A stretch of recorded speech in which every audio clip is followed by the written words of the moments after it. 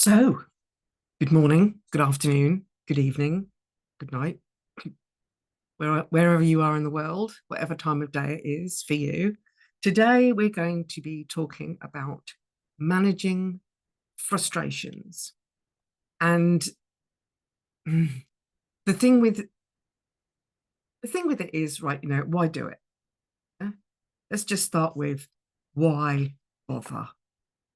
Because a lot of people will say to you, why would you bother to manage your frustrations? Frustrations are something that there's nothing you can do anything about, so why bother? Well, the most important reasons that I think that you should learn how to manage your level of frustration, or the individual frustrations themselves, are two big reasons, right? One, to prevent resentment. If somebody or something is being repeatedly frustrating to you and you don't manage how you deal with that frustration, then it's going to build resentment. And one of the hardest things that people pleasers put up with literally on the daily is that building of resentment, especially towards those people who they love and they care about. Yeah. The other main reason for wanting to manage frustration is to maintain your own health and well-being. Because literally, frustration, if it's not dealt with, can mess with your health, mess with your well-being, mess with your head, yeah, can mess with you.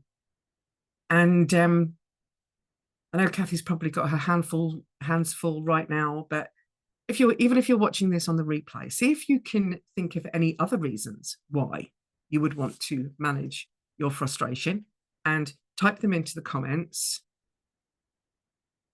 and we'll move on. Frustration itself manifests itself as tension in your body. And the reason why I picked frustration to talk about when it comes to talking about stress on your body is that it can affect just about every muscle in your body. You can get tense for it. Your face gets tense, your hands get tense, your neck gets tense. Yeah. As soon as the muscles in your neck get tense, then the thin layer of muscle over your skull can get tense and give you headaches. Yeah. It can make tension across your back, down your legs, even in your toes. Your toes could screw up. Yeah. The reason why it affects every part of your body is that it is another expression of stress.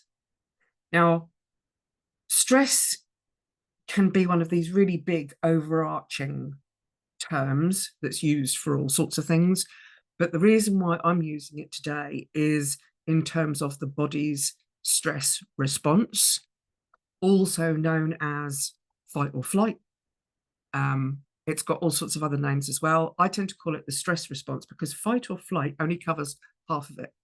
Yeah, because there's fight, flight, freeze, fawning, and all-out avoidance, which is often missed out. So anyway, this is what I'm talking about. I'm talking about the expression of stress within your body. Yeah. When your body experiences that emotional feeling of stress, it also responds not just with tension, but with hormones, such as, you're going to have heard of these: adrenaline, yeah, cortisol. Cortisol is known as the stress hormone, but adrenaline is the one that kind of kicks in to get alongside cortisol to speed up your heart rate. Yeah. Adrenaline in particular makes your heart beat faster, causes your blood pressure to go up, gives you more energy in a burst, ready to run away, because that's the flight part of it. In terms of the fight part, cortisol, again, I'm going to stress it, is known as the primary stress hormone, increases glucose in your bloodstream, ready for you to run. It also enhances the brain's use of glucose, so that you can kind of think your way out of a difficult situation. so that if you're cornered, you can figure out how you're going to escape. Remember, all of these things are put together when stress meant life or death. Yeah? So stress is your body's reaction to what it perceives as a threat. And modern life is full of these kind of threats, but they're not life or death threats. See what I mean? Cortisol also increases the availability of substances in the body, and there are many, yeah, that repair tissues. And that is to help your body repair itself immediately after the fight. Cortisol also slows down any functions that are not necessary, not needed when you're in fight or flight. Yeah? Cortisol changes the immune system responses, because there's no point in your body putting energy into fighting a virus when you've got a tiger in front of you. Yeah. So it shuts that whole thing down. It suppresses the digestive system as well. It shuts down the reproductive system. And that's why, living in that high volatile stress, high cortisol state is not a good place to be when you're pregnant. Yeah. Because all of the growth processes shut down. It's a complex, really complex natural alarm system that communicates to from the body to the brain and from the brain to the body, all of the things that sort of hover around mood, motivation, fear. Your body's perception of danger, as I said a minute ago, that perception is hardwired to saber-toothed tigers, yeah? Not a boss who can't appreciate you or an elderly mother with dementia. Yes, absolutely, Christina. Christina says, when I'm in fight or flight or freeze, for me it's freeze. I can't eat. Yeah, and that's simply because your body is saying, there's no point in you feeding me because you're not going to digest anything right. Stressors that become present and become frequently present in your life will make you feel like you are under attack. That fight or flight reaction becomes turned on. Long-term activation of this kind of stress response system and too much exposure to cortisol and other stress hormones can literally disrupt almost every single body process. Yeah. And I'm not talking about the temporarily turning off the digestion so that you can concentrate on fighting or running. Yeah.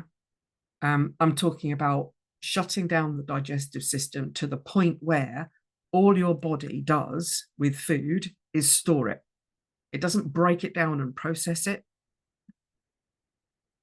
It literally just shuts it down. That's why people in permanent situations of stress find it, as Christina does, difficult to eat, and also difficult to lose weight, or as I prefer to call it, release weight. So let's have a look at some of the things that this stress response can do. Right, I'm just looking at my notes here. Anxiety. Yeah. Because you're hardwired to survive, not to thrive, anxiety is actually something that's a really natural state to be in. It's worrying about a future you can't control. Yeah? The thing with anxiety is to choose. Please excuse my dog. Give it a second. Give it a second. Buddy, darling. Buddy. Funny how delivery drivers just forget that I'm not going to come to the door. There's a notice on the door that says, if I don't come to the door, leave the parcel. Bud, come here, baby.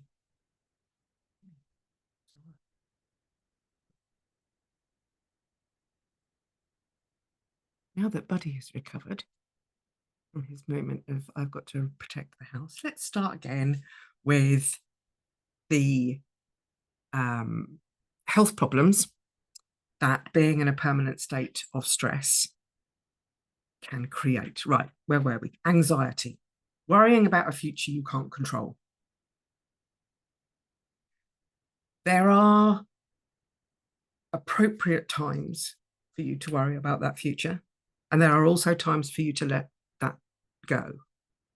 The way I describe this with my clients is there is a time, and you get to choose when that is. There is a time when you can do some planning. Yeah, you can put yourself into that future that you can't control and try and figure out what you can control to create a plan. And then you can stop worrying about the future and just follow the plan in the moment. Depression is another thing that happens when this stress response is highly loaded. Now, depression, really simply explained, is regret over the past or a chemical imbalance in your brain that causes your brain to think that it's in that regretful past. And those are really simple terms. If you want to tear me apart for those simple terms over anxiety and depression, please do so. Yeah, you're welcome to have your opinion. Just bear in mind that anxiety and depression have been part of my life since I was about 12 years old. So I know too. Yeah. And again, really simple terms. Now, digestive problems can happen because your digestive system is shut down during fight or flight. If you're there all the time, your digestive system is spending most of its time shut down or in the minimum processing state. Yeah. If you're in fight or flight, your body will either, for instance, be constipated, or you will get bouts of diarrhea clearing your body out because it's not working continuously as it's supposed to. Headaches. Headaches can be caused by that blood pressure increase and by the muscle tension. And muscle tension itself and pain on the joints. Because if you imagine that all of the joints in my hand are a representation of all of the joints in your body, yeah, while the hand is relaxed, the joints move freely. Yeah? They all move freely. Let's do a little finger so that you can see it. Yeah? The joint moves freely while the hand is relaxed. All of the fingers move freely. But when there's tension in the hand and you go to move a finger, that's pulling. I can actually feel. In fact, do that with me. Yeah. Tension your hand up like this. Yeah. And then go to move a finger. The pain of moving the finger actually goes down the tendons in your hands. Because even though your body is tense, you're still going to need to walk and move and do the washing up and cook dinner and get the kids to school. That muscle tension can then create pain.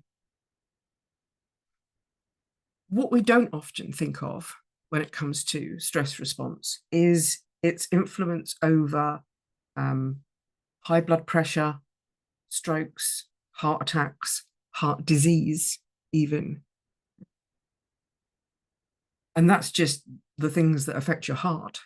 There are individual disorders that can affect your lung function, that can affect your liver function, your kidney function. I'm not going to go into this. Is not a medical discussion. Yeah, this is a discussion where I'm going to talk you through, in broad terms, why you need to manage your frustration, your stress, and the tension in your body. Right? This is what I'm talking about. The why here. This constant mobilization of adrenaline, in particular, will mess with your sleep. The effect that it has on your digestive system will cause weight gain. So even if you're eating all the right stuff, doing all of the exercise you're supposed to do, even if you're in a deficit, you can still gain weight. Because what happens is your body literally consumes muscle, creates fat. Well, it consumes muscle because the muscle is being damaged because you're moving a tensioned muscle while it's tensioned. Then it has to be repaired. But because the repair system is shut down, the muscle is not being rebuilt. Meanwhile, your digestive system is running really slowly. So the nutrients in there, all of the really amazing nutrients that you're eating, are not getting to the repair of your muscle in order to build muscle from the time you spend in the gym. It's just being created into fat and being stored.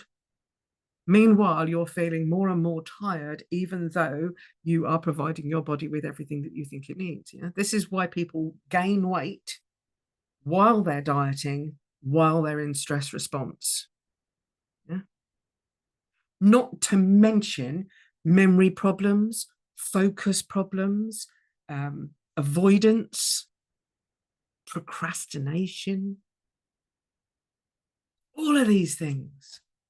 All of these things come from stressors, and that's whether it's frustration or something else. Yeah, we're just talking about frustration today.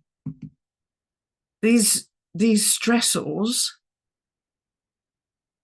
are really important to deal with because all of that stuff, yeah. Come back to that in a minute anyway. But the whole point of these workshops is that I'm going to do my best in a short period of time. And bearing in mind, it's taken me nearly 20 minutes already just to explain why it's important. Yeah. Let's talk about how to completely release frustration, stress, and tension from your body.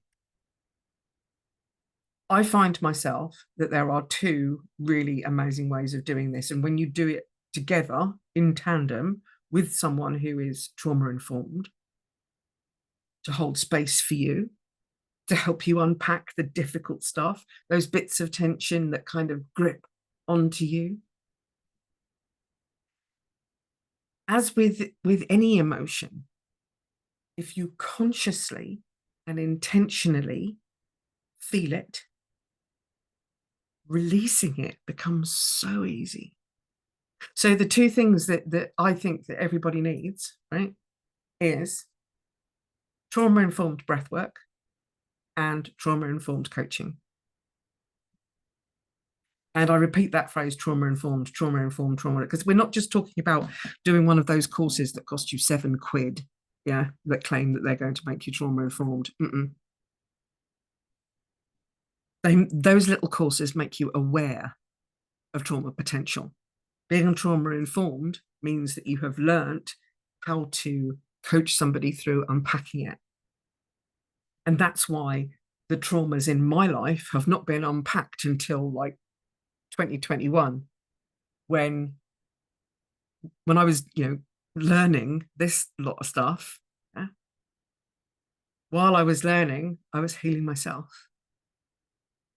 So I was a mentor. I wanted to become a coach. In the middle, there is all of that training. And there's also so much personal development. And just as a little aside, yeah, next week, I'm going to be talking really openly, really scary, but I'm going to do it, about and that's only 7 just because there's 7 days in a week, y'all. Okay. I'm going to be talking about 7 of my personal trauma stories. And in the workshop on Thursday, I will be telling anybody who wants to listen how I recovered from those bits of trauma, the steps that I took. I mean, I can't tell you about the flipping, what's the word? The changes that I've gone through at the, literally the atom level, because I don't understand them myself. But when it comes to consciously and intentionally feeling those emotions, yeah, you can literally release any emotion by feeling it and releasing it. And it can be done in as little as 90 seconds. But it takes 2 things: practice and choice. So ask yourself questions like, is this thing that I'm stressing over within my control. I think it was either last week or a week before we did a workshop that I hope you came out the other end of, realizing just how little is actually within your control.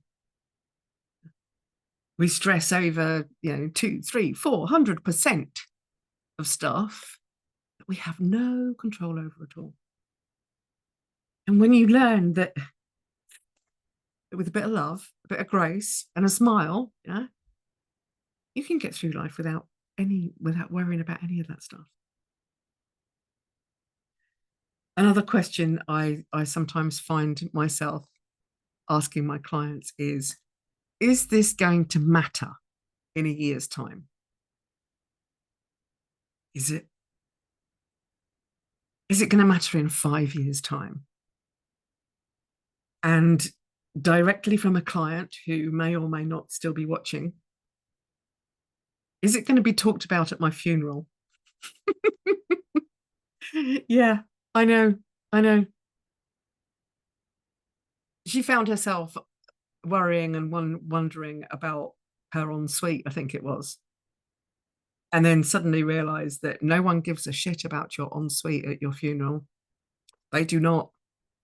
They care about what you did, what you achieved, the children that you've raised, the homes that you've made, not what color the paint is, yeah, not what color the tiles are. So yeah, is it in your control? Is it going to matter in a year's time or 5 years' time? And added to my toolbox, will it be talked about at your funeral? Because I will literally insist, absolutely insist, and I'm never going to give up, because I will insist until I am blue in the face that choice is always possible. Always. And for those of you who say, but I don't have a choice, this situation has happened to me and I don't have a choice. Yeah. The only time that you do not have a choice, yes, talking to you, is when you've given the power away. You have the power to choose, always. And it's only when you give that power away to someone else that you don't have the choice. But you can take it back. Yeah? You must take it back. For your own well-being, you must take it back.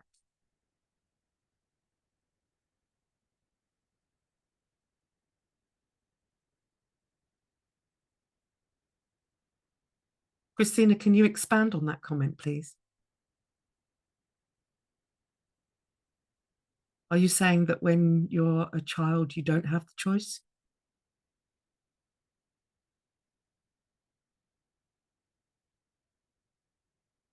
I'm going to pause for a second because I don't want to move past this point. Because see, the thing is, as soon as I move past this point where I'm constantly repeating that I'm blue until I'm blue in the face, that you have choice. You always have choice. Ah, I see. Right. Christina has said, when we are children, we don't have a choice. What actually happens when you're a child is you have the choice, but then that choice is either taken from you or you give it away. But right now, Christina, and anybody else who's watching this, you are no longer a child. You can take your power back. When you find yourself in situations where you're saying, oh, well, when I was a child, I didn't have the choice. Yeah, okay. That's happened. That's gone. By focusing on your past, by retelling that story of your past about how you didn't have a choice when you were a child, all you're doing is creating depression right now, in this moment. Look me in the face, yeah? In this moment, I am not a child. In this moment, I can take my power back. I hope that's landed with Christina. Without choice, and this is why you've got to do it, because without choice, you are going to be a slave to your trauma responses forever. And that's why I've decided that next week I'm going to be sharing those 7 examples of my personal trauma stories and try to explain and explore individually the steps that I took to recover. Yeah. So that'll be the workshop next week. Just checking, see if I've covered everything. Okay, well, I know it's past. I know I'd like to limit these things to half an hour, but I'm just going to run through a few stress management tips, right? And these are the tips and tricks that are the things that help you take your power back. Yeah. Because just saying, right, you've got to take your power back, you've got to take your choice back, those are big things. And I'm a great believer in having that. I'm going to take my power back as a goal, but you have to take the individual steps to get there. Right? Yes, Kathleen, I'm going to literally go through it step by step next week. So here's just a few light-hearted individual tips for managing frustration, managing stress, right? Staying out of stress response is something that you are going to need to seek professional help with. It is unlikely that any of these little tips or tricks on their own, or even if you do all of them, are going to help you completely. There's going to be some little bits that you're not going to be able to process on your own. Otherwise, you wouldn't be in this stress response situation on your own. Yeah? So anyway, let's keep it light. Eat a healthy diet, move your body, go to sleep. Yeah. And when I say go to sleep, I mean pick a bedtime. And I don't mean like my bedtime is 10:30, right? Your bedtime needs to be in a 2-hour window, and your getting up time needs to be in a 2-hour window, and you need to do it 7 days a week. Yeah. The reason why you need to do it 7 days a week is because that way your body will get into the rhythm of sleeping when you go to bed and being awake when you get up. If you do those things like we used to do when we were kids, again, we're not kids now. Yeah. If you do the things you used to do when you were a kid, like on a Sunday morning, you stay in bed till 3 o'clock in the afternoon, that totally messes with your adult body. We're adults. All of you are adults. I'm just going to scroll down these messages and say, yeah, every single one of you, you're all adults. Just scroll up. There we go. Relaxation techniques. Yeah. Now, these can be loads of different things, along with the getting regular exercise. Right, you can do yoga, you can do breath work, you can do massage, meditation, long walks. Yeah, whatever you do, make it relaxing and make it regular. Yeah. The next one is going to make a lot of people go, keep a journal. Write about your thoughts and what you're grateful for. Last week, I banged on again about my 3 favorite ways of bringing more gratitude into your life. So if you want to hear about that, go back to last week. Make time for hobbies, whether it's reading, listening to music, watching a particular TV show, or a movie once a month with the family. Yeah, I'm struggling here because my hobbies are literally I work, I do the garden, I tend to the dog, I do my housework. Yeah, that's my life, because my garden, walking the dog, that's all of my exercise, that's my meditation, that's all of those good things have been boiled down into moving off of a boat into a house where I've now got a garden. I mean, right now, if I sit up, I'm looking down the garden and I can see about 8, maybe 10 sparrows all having a bath in my bird bath, splashing around. What would life be like to be a sparrow in the summertime? What else is there? Healthy relationships, healthy friendships, and talk to these people, share with these people, have a sense of humor, find a way to make someone laugh just for the heck of it. Yeah. And that can be anything from telling bad jokes, watching funny movies. I mean, you can even these days talk to your smart speaker and say, tell me a joke about a turtle. Yeah. And they'll come up with something. AI is amazing. Yeah? One of the things that I do is I volunteer in my community. I have a radio show. For the first year, it was one of those Q&A radio shows where people sent in all their questions. But now it's me talking on a particular subject with some musical punctuation, I think is the best word. Organize and focus on what actually needs to get done at home and at work, and anything that doesn't need to get done, right? Either delegate it to somebody else for them not to do it, or employ someone. I have a cleaner, not because I'm some kind of elitist, right? But I have a cleaner because the hours that I have in a day, I want to spend more of them serving my clients and less of them hoovering. Yeah.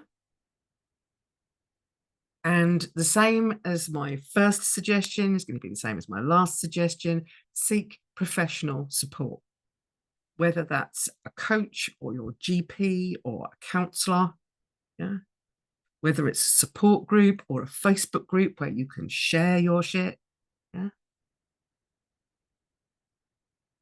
And there's just as many like don't do's. Yeah? But at the end of the day, just try and stay away from unhealthy ways of managing stress, such as alcohol, recreational drugs, excess food. Yeah. Because all of those things are going to pile on top of all of the other things we were talking about. For instance, if you eat a lot of food because you think that's going to make you feel better, does it actually make you feel better, or does it just give you a stomachache? Are you pouring food into a system that is already all but shut down due to stress response? And what's going to happen with that? It's all just going to make the whole situation worse. Anyway, so let me just go back over here. Can't find my notes now. That'll teach me. Just been jabbering away, not paying attention to the structure that I'll actually put together. So I think what I'll do now is I'll just say, do you have any questions? If you do, you can put them in a comment below this video and I will get to them. Or you can send me a message.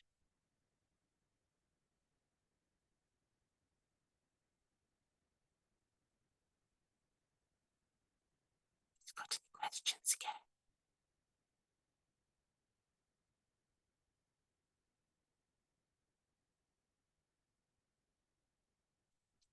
No, it doesn't look like there's any questions coming in there now. So yeah, I'll just remind you all, next week I'm going to be sharing 7 examples of my personal trauma stories, and I will do my best to explain and explore with you the steps I took to get past them.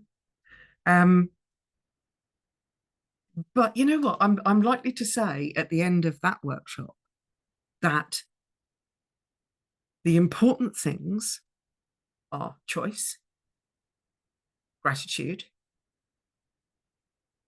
and focus. I choose what I focus on. I plan my week every week, looks like this. This is my plan for the week. I do that plan once and then I follow the plan. If something shiny turns up, I have a notepad where I write my shiny things on, and then I don't look at them again until I sit down to plan again. So that's how I create focus. Gratitude is a deliberate thing that I do. I'm doing one or more of my joy list things, of my gratitude exercises every single day. Every single day. Yeah. And I exercise choice. And by that, I mean, I choose. Let me give you one example of a choice that I make that a lot of other people find really difficult to understand. And see if by next week you can get your head round why it is a choice, why it is the choice I chose to make. Um, and if you can't figure it out, you can ask me a question next week. Okay, this is the situation. My husband died suddenly. On the actual day of his death, his parents took the kids that were his kids. You know, I'd been their mum, I'd been a parent for 12 years.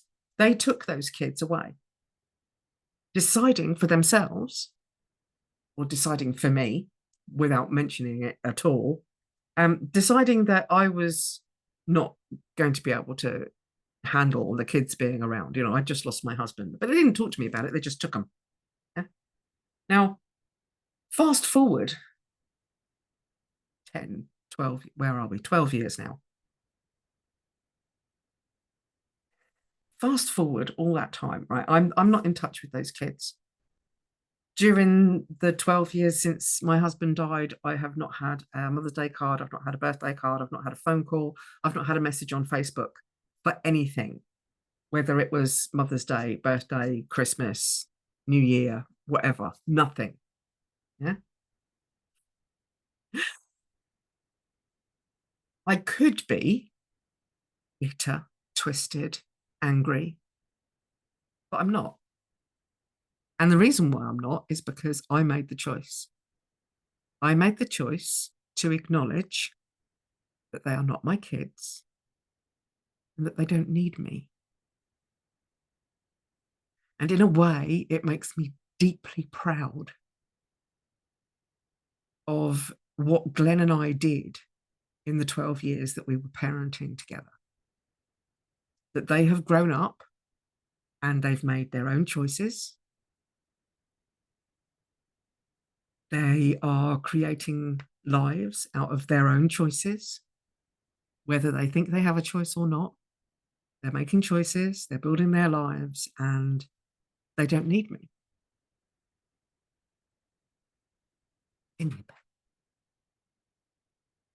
Right, that was my little speech for you to put your questions in, and nobody's putting questions in. So I'm just going to say, join me next week where I'm going to get down and dirty into my own trauma stories. If you've got any questions you want to ask me beforehand, please just send me a message. I answer every message, every single one, even those ones that come in from those annoying trolls. I answer them as well. Then decide they're a troll and usually block them. Now I'm literally wittering. Right, I have now wittered for an entire 5 minutes. I'm going to say bye for now. And I hope to see you next week. I hope you tune in and listen, because I've already started preparing what's going to go on next week. Because I find that preparing and planning for something that is going to be difficult, talking about those traumas and how I recovered, how I moved on, how I've restored my own enoughness. Some of those stories are going to be difficult. Before I go, those of you who are watching,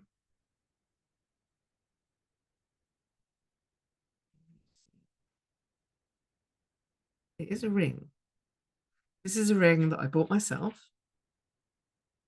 made of stainless steel. It does not tarnish. And it says, I am enough.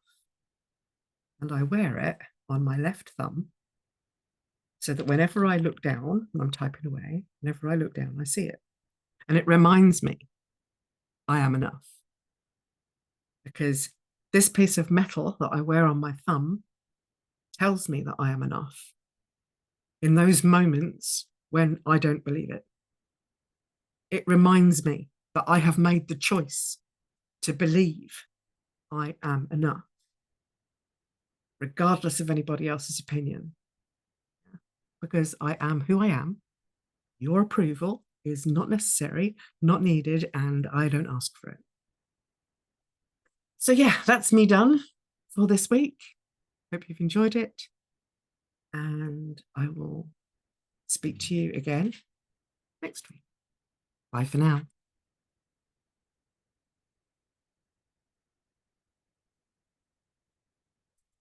Stop being live. This is always the moment.